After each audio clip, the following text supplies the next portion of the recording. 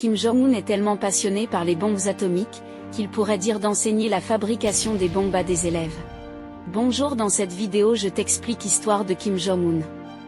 Avant de commencer la vidéo, abonne-toi si ce n'est pas encore fait, et mets-moi un gros pouce bleu, ça ne te coûte rien et ça permet de m'encourager. Né le 8 janvier 1983 à Pyongyang, la capitale de la Corée du Nord, est le plus jeune fils de Kim Jong-il et de Kao Yong-hui. Son enfance s'est déroulée dans un environnement complexe et isolé, sous l'ombre du régime totalitaire de son père.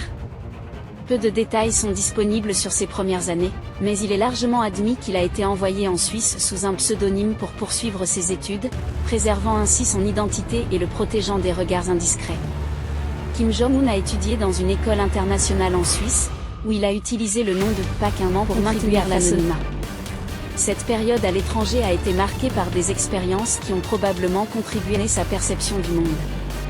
Les rapports de ses camarades de classe indiquent qu'il avait un penchant pour le basketball et était décrit comme un adolescent introverti. Peu de détails ont émergé sur sa vie sociale et ses relations personnelles pendant son séjour en Suisse. Son retour en Corée du Nord a coïncidé avec une période de transition critique pour la nation. Après la mort de son père en décembre 2011, Kim Jong-un a été désigné comme le successeur, bien que sa jeunesse et son manque apparent d'expérience politique aient suscité des inquiétudes quant à sa capacité à diriger un pays notoirement isolé et fermé. L'ascension de Kim Jong-un a été rapide et implacable. Il a été nommé premier secrétaire du Parti des travailleurs de Corée, chef de la commission militaire centrale, et plus tard, il a reçu le titre de maréchal de la République populaire démocratique de Corée. Ces titres impressionnants témoignaient de sa rapide consolidation du pouvoir et de son affirmation en tant que dirigeant suprême du pays. Kim Jong-un a poursuivi les politiques de son père, consolidant le contrôle de l'État sur tous les aspects de la vie quotidienne.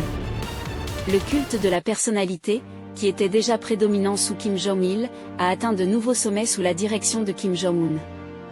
Des statues imposantes, des portraits omniprésents et des événements soigneusement orchestrés ont contribué à façonner son image de dirigeant omnipotent.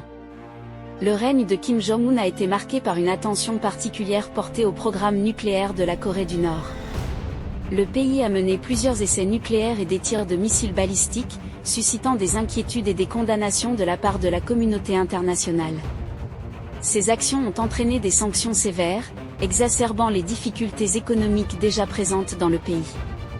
Sur le plan intérieur, Kim Jong-un a tenté d'introduire des réformes économiques limitées pour moderniser l'économie nord-coréenne. Cependant, ces efforts ont été entravés par les contraintes idéologiques du régime, ainsi que par les sanctions internationales, qui ont eu des conséquences directes sur la vie quotidienne des citoyens ordinaires.